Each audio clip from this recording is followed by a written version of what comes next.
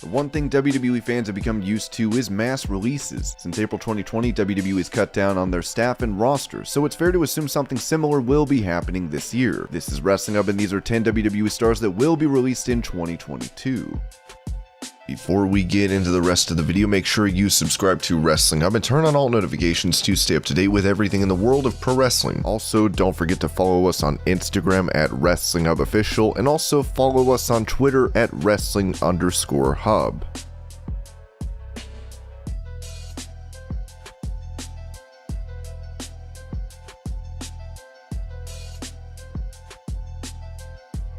Elias' place in WWE is one to closely monitor throughout 2022. His persona was always perfect for sports entertainment, and that is one reason that Triple H had previously given for why Elias was so much more effective on the main roster in contrast to NXT. However, WWE has drastically changed in the last 2 years, and Elias' relevance has been on a constant downturn. He has been seen on TV since he lost a feud to now release former partner Jackson Riker. WWE teased Elias moving on from his musician character in August 2020, but there hasn't been any movement on his position on the card since. We are still awaiting an Elias return, and many have forgotten about his presence on the main roster. In an era of constant cuts that have caused WWE to streamline their roster, a talent with an untimely injury and loss of heat like Elias won't be long for the ride unless there is dramatic change in his character and he returns soon. But in modern WWE, even that wouldn't promise a long stay.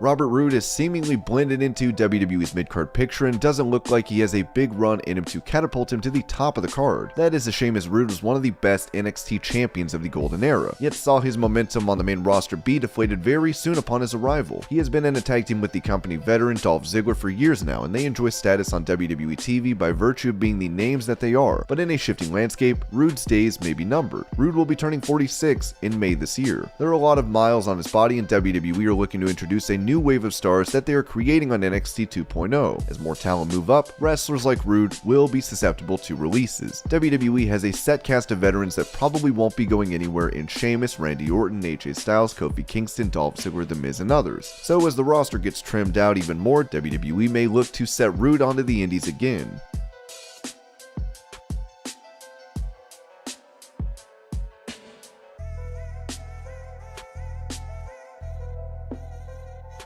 A theme that will emerge in this list, as has been a theme in WWE releases in 2021, is that talent with an indie style will most likely be targeted. Despite T-Bar being a very successful big man in wrestling, his body of work prior to WWE showcases that he is extremely versatile. However, the man formerly known as Dominik Dijakovic has been booked as even remotely intimidating so far in his main roster run. Without a drastic reboot, his success in the company may already be hitting a very short ceiling. T-Bar had the disastrous Retribution debut plaguing his main roster career. He has a bad name that doesn't come off as intimidating, and he is constantly used to set up other members of the roster. While there is utility in being in that role for someone like Dijak, that is bound to set up frustration. With his obvious bonds to Triple H's NXT, the chances of seeing T-Bar off the WWE roster are pretty high.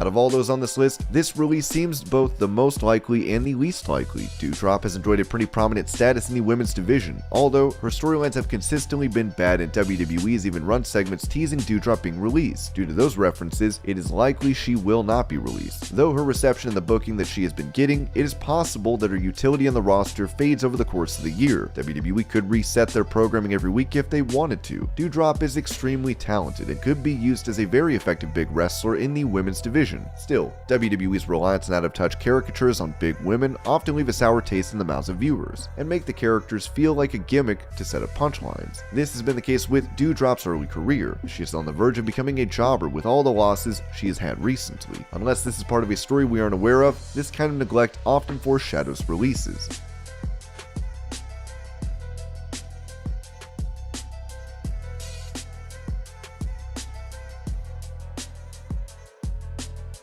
Ricochet is a phenomenal wrestler and there is nothing more that can be said on that. If anyone is familiar with his body of work, they know he is simply sensational. We have seen flashes of that on WWE TV, but it doesn't look like Ricochet is going to enjoy a fruitful time on the WWE roster. He joins the many names that WWE had hired to flesh out their indie alternative NXT run by Triple H during WWE's signing spree through the mid-2010s, and have seen their style be less relevant in WWE's programming. Ricochet has always been too big a star for WWE to slot him in their cruiserweight division, but he isn't big enough to have consistently solid storylines on the main roster. This has become a massive issue for Ricochet, who is seemingly just going through the motions in WWE. While his athleticism distinguishes himself from the rest of the roster, the question of whether WWE cares to use that comes up. If they are chomping at the bit to trim their roster, they will realize that they probably don't need to keep Ricochet on the books for 2022.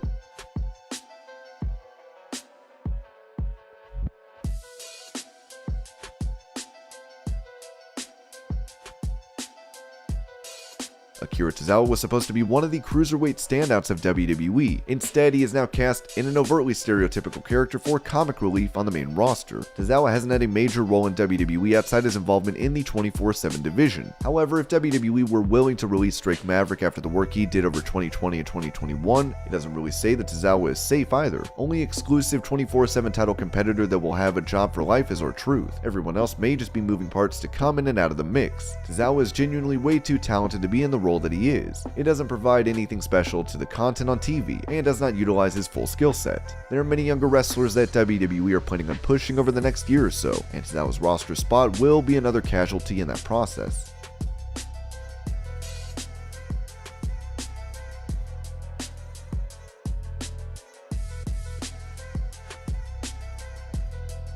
Speaking of 24/7 title contenders, it is extremely sad to see what happened to Cedric Alexander over 2021. Alexander was a crucial part of the Hurt Business stable led by MVP and Bobby Lashley alongside Shelton Benjamin. Yet Benjamin and Alexander were kicked out of the stable around WrestleMania 37. The team would reunite in September, but it has lacked the magic it had prior to the breakup. In fact, you could say that Alexander has no role in WWE right now except being a member of the stable. Just like last year, it's fair to assume that WWE will rely on the cheap heat for another breakup. If that happens, Alexander will be floating in the main roster again. The former Cruiserweight champion became a member of the 24/7 title hunt after the first breakup. There have been stop-start pushes for Alexander in WWE before, and now it looks like he will never be promoted as a single star again. If his association with Lashley and MVP doesn't carry him through the year, we may see Alexander unleashed on the indies.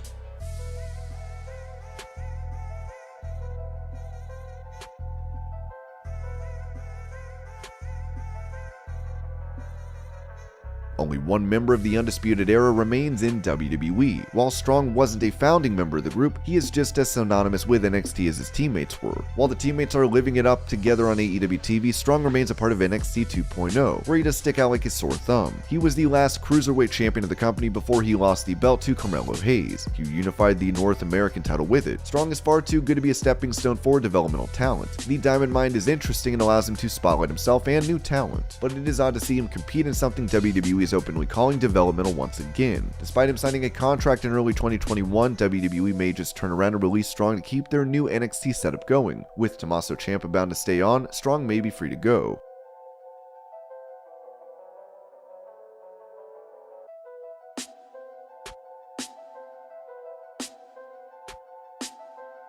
Mustafa Ali is easily one of the most talented wrestlers in WWE. Everyone can play the what-if game to analyze how Ali's career would have turned out if he wasn't injured prior to Elimination Chamber 2019 that launched Kofi Mania into the WWE Championship picture. But what-ifs don't change the fact that WWE have criminally misused Ali and that Ali has not been happy about it. His gimmick has been quite pseudo-real, with him airing genuine concerns with the company, though either on TV or Ali's Twitter it becomes completely forgotten about. Ali's stint as the leader of Retribution failed the same day it started. Despite his genuine skill level and fan reaction, WWE haven't used him properly since that group. He was put into a feud with Mansoor, but that served only the purpose of furthering Mansoor's stock in Saudi Arabia pay-per-views. Ali was even knocked out by a karate silver medalist at the event. He hasn't wrestled since being squashed by Drew McIntyre in SmackDown in October, and it seems like WWE will cut the cord on him soon enough.